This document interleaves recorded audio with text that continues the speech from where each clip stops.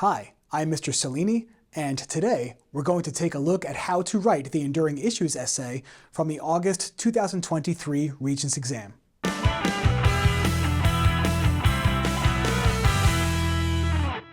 The first thing we need to do to prepare to write an Enduring Issues essay is to analyze the set of documents that have been given to us. I like to make a habit out of taking notes in the margins as well.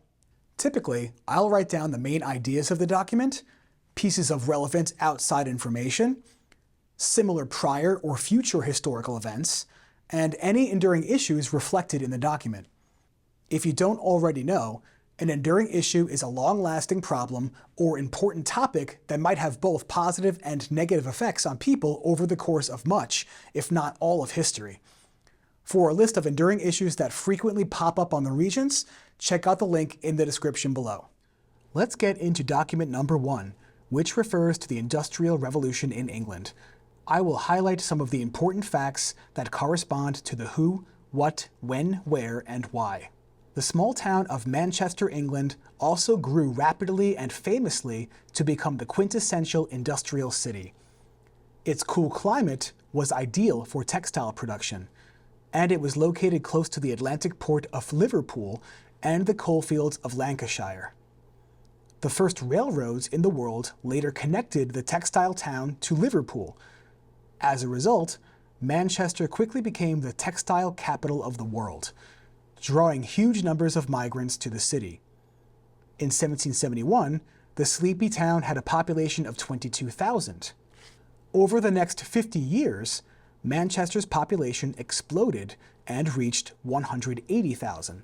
Many of the migrants were destitute farmers from Ireland who were being evicted from their land by their English landlords. In Liverpool and Manchester, roughly 25 to 33% of the workers were Irish. So now that we've read the document, let's make some notes in the margins. For my main ideas, I'm going to say that England industrialized in the 1700s and became a center of textile production. I'll also add that it drew migrants to the city in search of jobs, many being Irish. In terms of enduring issues, I'm seeing the impact of migration and the impact of industrialization. In your enduring issues essay, you are required to use some amount of outside information. So I'm going to write down everything I remember from my history class that might tie into this document in some way. I'll write down causes of the Industrial Revolution in England, right? So if you remember in class, one of the ways that the Industrial Revolution gets started in England is because England had an abundance of natural resources like coal and iron. Maybe I'll want to explain something about this in my essay if I'm going to write about document number 1. It's also important to take some notes about continuity and change. So what do I mean by that? Basically, I'm going to write down other examples in history that are very similar to what we see in document number 1. Because if I can do that, I can later show in my essay that the issue continues across time, right? Because that's the whole point, to prove that an issue is enduring. So for continuity and change, I'm going to write down Irish immigration to America, since many Irish people came to the US as a result of the potato famine and for job opportunities. I'll also write down textile factories in Bangladesh. If you don't know, Bangladesh is a country in South Asia that today is seeing many people migrate to cities such as the capital city of Dhaka in search of jobs in the textile industry. Let's move on to document number 2, which discusses the construction of the Berlin Wall during the Cold War between the United States and the Soviet Union. Following World War II, Germany was occupied by Great Britain, France, the United States, and the Soviet Union. This occupation led to the division of Germany. Until 1961, however, Berlin represented a dangerous anomaly from the East's point of view. Though 100 miles inside East Germany, and surrounded by Soviet and East German forces, it remained under joint four-power Allied occupation and kept a special status, still more or less one city, in which fairly free movement was possible. Its porous boundaries represented a hole, an escape hatch, through which enterprising East Germans could head to the by now booming West in pursuit of political freedom and a higher standard of living than their neo-Stalinist masters were prepared to allow them.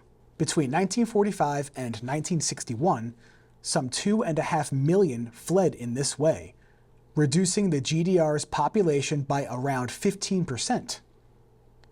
Ominously, for the communist regime, most emigrants were young and well qualified. The country was losing the cream of its educated professionals and skilled workers at a rate that risked making the communist state totally unviable, so the smart people were trying to leave communist East Germany. During the summer of 1961, this exodus reached critical levels. Every day, thousands of East Germans slipped into West Berlin, and from there were flown to West Germany itself along the so-called air corridors. The regime was not prepared to abandon the political and economic restrictions that fueled the hemorrhaging of its brightest and best. Hence, on that fateful August weekend, the communists' vast undertaking to seal off East from West Berlin to close the escape hatch. Right, so the wall was built to prevent the best and brightest East Berliners from fleeing communism and going to West Germany. The wall shocked and amazed the world. A massive engineering and security project that before it was built, many outsiders had dismissed as impossible. It extended for almost 100 miles, with 30 or so of it dividing East from West Berlin, and the rest sealing off the surrounding East German countryside. It was overseen by 300 watchtowers, manned by guards with orders to shoot to kill. The no man's land between East and West was littered with lethal obstacles, alarms, and self-activating searchlights, with an 11-foot-high, clamor-proofed slab fence representing the final, on its own near insuperable obstacle. The structure would soon become notorious even in the farthest, darkest corners of the earth as the Berlin Wall. Let's take some basic notes about the who, what, when, where, and why associated with the document. I'm going to write down that East Germans fled to West Berlin in search of freedom and opportunity in the mid-1900s. I'll also write that communists sealed off West Berlin with the Berlin Wall to stop educated people from leaving the East. I see three potential enduring issues in the document. I'm going to write the impact of migration, lack of freedom, and government abuse of power. I think migration is apparent because people were migrating from East Germany to West Germany, and we could justify lack of freedom as an enduring issue here because with the construction of the Berlin Wall, people no longer had freedom of movement in the country. I'm writing down government abuse of power because people were often killed if they tried to escape East Berlin to flee to the West. For outside information, I'm going to write Cold War, US versus USSR, which was the general time period in which the US was trying to contain the spread of communism. For continuity and change over time, I'm going to write down the Great Wall of China, which was also a structure used to prevent the movement of people, and I'm also going to write down Hadrian's Wall. Now, if you don't remember this one or have never heard about this structure, it was a wall constructed by the Roman Empire in order to keep groups from northern Britannia from invading Roman Britain in the south. Yes, you can use information you learned about in 9th grade on the Enduring Issues essay. You can even use US history as long as it's relevant. Before we move on to document 3, if you could please do me a favor and hit that like button on this video, I'd really appreciate it. Let's head over to document number 3, which discusses how people in China have been moving from the rural countryside to urban centers in search of jobs. In 2009, there were 145 million rural-urban migrants in China, accounting for about 11% of the total population. Among them, an estimated 85 million to 100 million were born after 1980, a period when 3 distinct government policies converged to shape the circumstances for increased rural to urban migration within China. Don't forget those words, right? Rural is countryside, urban is a city environment. So people are moving from the countryside to the cities, something we've already seen in previous documents. After its introduction in 1979, the controversial one-child policy, which promoted late marriage and delayed childbearing and limited the number of children born in rural families to 1.5, was firmly implemented and shifted the vast rural China household structure. and thus agricultural workforce dramatically to fewer children. So the one-child policy limited the size of families, and therefore the number of workers available to work on the farms. Then, in the mid-1980s, the hukou system, a residence registration system devised in the 1950s to record and control internal migration, and which ultimately hindered rural to urban movements, began to loosen in response to the demands of both the market and rural residents wishing to seek greater economic opportunity in cities. So laws were removed, and now all of a sudden people were able to get jobs in the cities. They were able to move to the cities to get those jobs. At the same time, China's reform and open economic policy was already on track for creating unprecedented growth and ultimately resulted in a booming economy with increased incomes across China and large foreign investments directed to the manufacturing industry in eastern urban areas. A booming economy is one that's doing well, and a large reason why is that all of a sudden businesses from other parts of the world were investing in China. A classic example is McDonald's opening up in China by the 1990s. Slower income growth for rural families increased demand for cheap labor in China's new manufacturing sector, and booming development that encroached on rural lands pushed a large amount of rural surplus labor to the cities. Let's write down what I believe to be the main ideas from the document. Since 1980, many people migrated from rural to urban areas, caused by relaxing of government restrictions and huge demand for workers in China's manufacturing sector of the economy. I see three potential enduring issues in this document.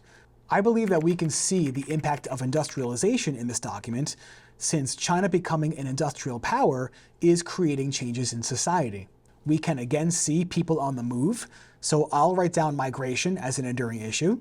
Finally, since this document discusses the one-child policy, I will write down lack of freedom again, since the government is restricting how many children families are allowed to have. For outside information, I'm going to write down Deng Xiaoping brings capitalism and foreign investment to China as part of his economic reforms in the 1970s and 1980s. I'm also just going to write down Apple iPhone here, since this is an example of a product manufactured in China as a result of economic reforms, a surplus of cheap labor, and because there's a large amount of foreign investment in China ever since Deng Xiaoping's reforms. I'm going to leave continuity and change blank this time, since we've already written down examples of people moving into cities in search of jobs. We don't have to do this for every single document.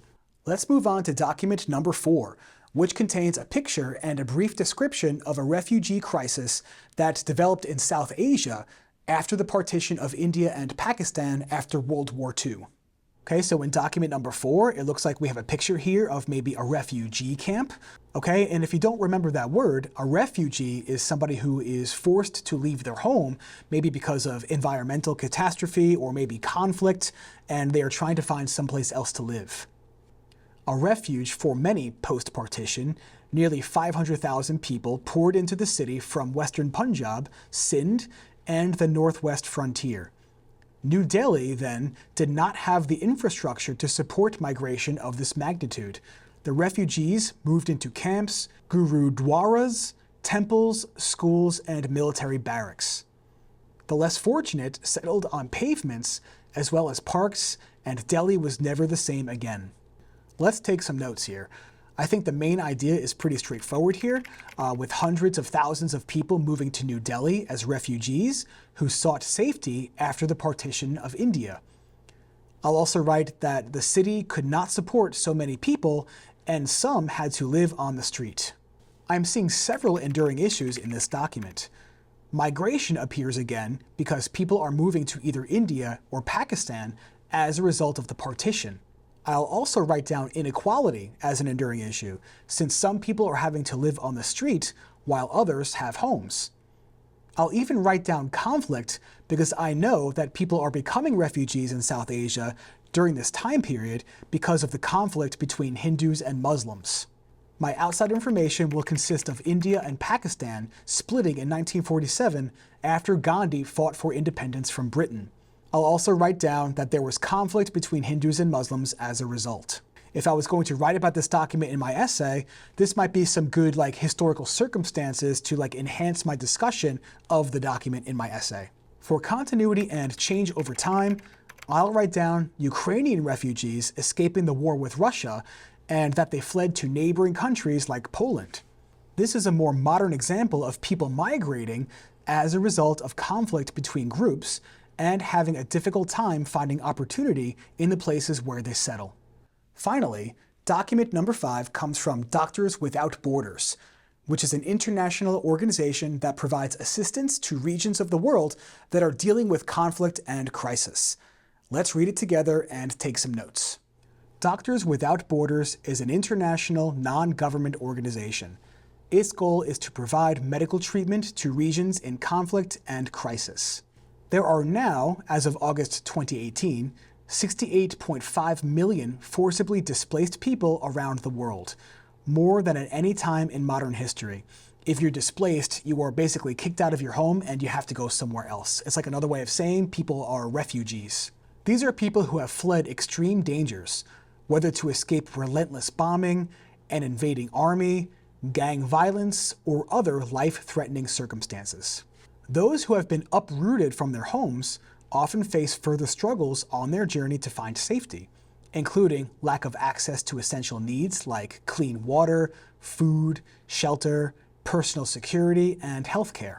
Doctors Without Borders works in a number of countries that have experienced massive population shifts due to conflict, including Syria, Iraq, Afghanistan, South Sudan, and Democratic Republic of Congo. We also treat large numbers of displaced people in the world's leading host countries for refugees, including Pakistan, Bangladesh, Jordan, Lebanon, Uganda, and Ethiopia. Our teams are responding to a humanitarian crisis in Central America, providing medical and mental health care to tens of thousands of refugees and migrants fleeing extreme violence in El Salvador, Honduras, and Guatemala, and in transit through Mexico. Under international law, refugees and asylum seekers have the right to protection from violence, as well as access to food, shelter, and medical care. Increasingly, governments from around the world, including the United States, to members of the European Union, are closing their borders and enacting inhumane policies designed to deter refugees from seeking asylum. These policies trap vulnerable people in dangerous conditions and leave them exposed to further violence and persecution. Here are the main ideas I've compiled from the details I picked out of this document. Today, there are tens of millions of people who have become refugees and have fled places like Syria, Iraq, and Afghanistan due to life-threatening problems. I'll also write that refugees often struggle to get essential needs met, such as food and water. In addition, I'll put that refugees have the right to protection due to international laws, but countries often close their borders to refugees, such as the US and some European countries. I'm seeing several enduring issues in this document, including conflict, lack of security, which means that people are struggling to survive and take care of themselves. I also see inequality, and again, the impact of migration can also be found in this source. For outside information, I'm going to write civil war in Syria since 2011. Hopefully this is something you learned a little bit about in class. Basically, rebel groups have been trying to remove Syria's leader from power since 2011. I'm also going to write down conflict between the US and the Taliban from 2001 to 2021. These are some historical circumstances for why many people are forced to leave countries like Syria and like Afghanistan, which were both mentioned in the document. For continuity and change over time, I will put down the Holocaust, when some Jewish refugees were denied access to the US and to Cuba and to Canada in the late 1930s. These people often fell victim to the Nazis as a result of not being able to leave Germany. So now that we have read and analyzed the documents, we need to decide which enduring issue to write about. Again, for a list of the most common enduring issues found on the Regents, check out the link to a document I made in the description below. When deciding on which issue to write about, the first criteria to consider is whether or not the issue appears in at least 3 out of the 5 documents. When I look back at my notes, I see that migration is the only enduring issue that appears in 3 out of the 5. In fact, migration appears in all of the documents. However, we only need to write about 3 of them in our essay. It's better to be thorough when writing about 3 documents than to try to write about all 5. So since migration appears in all 5, which 3 should we choose? The next criteria you should consider is whether or not you know outside information for the documents. Choose the documents that will allow you to best demonstrate your outside knowledge. Finally, you may also want to consider choosing documents that will allow you to later make connections to other historical events. This is important for the part of the essay task that requires you to demonstrate how the issue is a problem that continues over time. With these criteria in mind, I am going to choose Document 2, which was about the Berlin Wall, Document 3, which was about the migration to cities taking place in China, and Document 5, which is about the modern global refugee and migration crisis. When I teach my students how to write an enduring issues essay, I have them write an introduction paragraph that establishes a main argument. They also write 3 body paragraphs that summarize the impacts of the enduring issue found in each of the 3 chosen documents. And I also have them write a conclusion paragraph that establishes how the impacts of the enduring issue have continued and/or changed across time.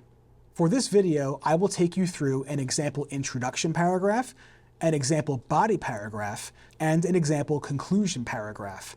For a checklist of steps to take when writing the enduring issues essay, please check out the link in the description below. So here's an example of an introduction paragraph that assumes I'm using documents 2, 3, and 5 in my essay. Migration is an enduring issue that involves the movement of people to a new area or country in order to find work or better living conditions. Right? So that with that first sentence, I identified an enduring issue and I defined the enduring issue, which are 2 important things in the essay task. This issue has impacted people in many ways over the course of history. For example, it has led to rapid urbanization, attempts to stop migration when it is seen as a threat, and some migrants not being able to get access to the essentials for survival in the places in which they moved. So these are just some example effects that I'm going to discuss in more detail in my essay. This is demonstrated by the construction of the Berlin Wall, rural to urban migration in China, and the modern global refugee and migration crisis.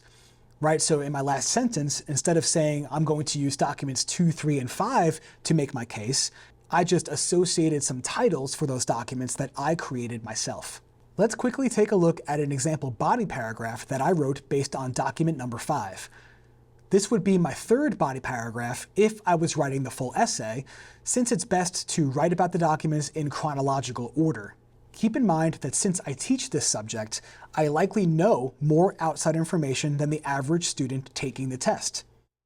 You can still get a perfect score on this essay without many of the specific pieces of outside information I'm going to include in my work. As long as you include and explain some outside information that's relevant to the task, that's what's most important. The impacts of migration have been felt today during the modern global refugee and migration crisis. This is a topic sentence indicating to the reader that I'm going to be writing about this next event in history. As of 2018, there have been tens of millions of people around the world who have migrated due to dangers in their home country. These have included bombings, invading armies, or other factors that put their lives at risk. These types of migrants are often referred to as refugees, and despite leaving their home countries, these individuals still often struggle to get access to essentials for survival, such as food and water. According to the Doctors Without Borders organization, countries like Syria, Iraq, Afghanistan, and South Sudan are places that have experienced drastic changes in population due to conflict. And at the end of that sentence, I'm doing a parenthetical citation that indicates that I got this information from document number 5. So in the first part of my paragraph, I simply summarized the main ideas that I wrote down from my notes. Let's continue. This makes sense given that since 2011, Syria has been locked in a civil war between government forces and those who want to end the current regime of Bashar al-Assad. Afghanistan has had to deal with almost constant conflict in the last few decades.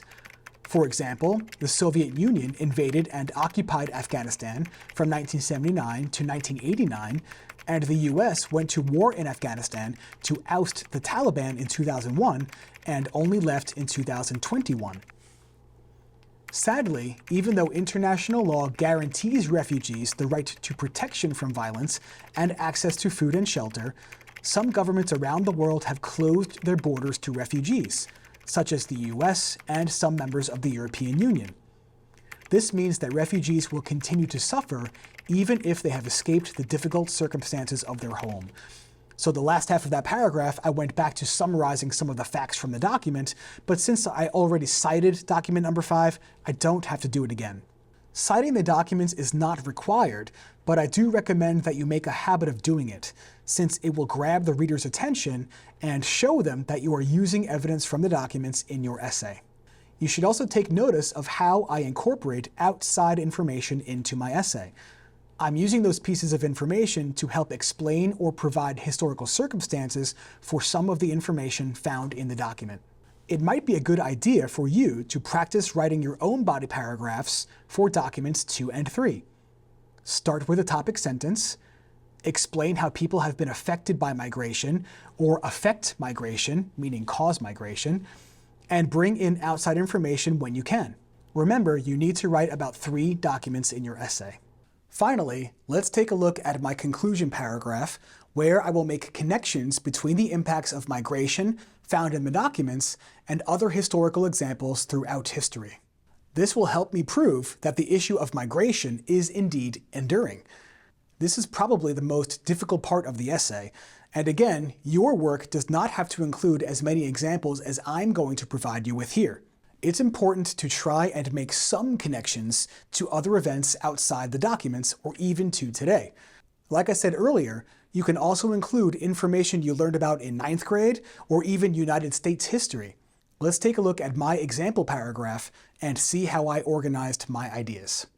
The various impacts of migration and the reasons for migration have continued over time. For example, migration to city centers has caused rapid industrialization later in history in different parts of the world. During the late 19th and early 20th centuries, many Irish immigrants made their way to the US and settled on the East Coast in places like New York and Boston, contributing to the rapid expansion of those cities.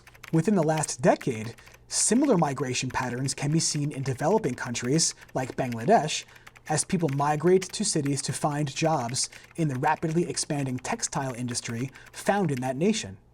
Like the construction of the Berlin Wall, there have been many attempts at limiting migration hundreds, if not thousands of years before the Cold War. China began construction on the Great Wall as far back as the Qin dynasty in the 200s BCE in order to keep out the northern nomadic groups. In addition, during the time of the Roman Empire, the Emperor Hadrian built a massive wall spanning the width of the islet of Britain to keep out tribal groups from the north. Finally, migration in the form of refugees existed long before modern crises in Africa, the Middle East, and Eastern Europe. For example, in 1939, many Jews looking to escape Nazi Germany were denied access to the US, Canada, and Cuba. When the ships carrying Jews returned to Europe, many died in the Holocaust. Thus, those refugees, like those today escaping places like Ukraine, Afghanistan, and Syria, are sometimes deprived of the necessities of life that they sought when they first left their home. So in my conclusion paragraph, I am discussing all the notes I took for the documents when I wrote down facts for continuity and change over time. I just added a few more here that came to mind once I started writing my paragraph. And this shows the reader that the impacts of migration is an issue that has occurred across time, making it an enduring issue. That will do it for this explanation of the Enduring Issues essay. I hope this video helped prepare you to take your test. Be sure to check out these links to playlists for my other Regents review content. I have made many videos going over past multiple choice sections, CRQ sections, and Enduring Issues essays. Thanks for watching, and good luck studying for your test.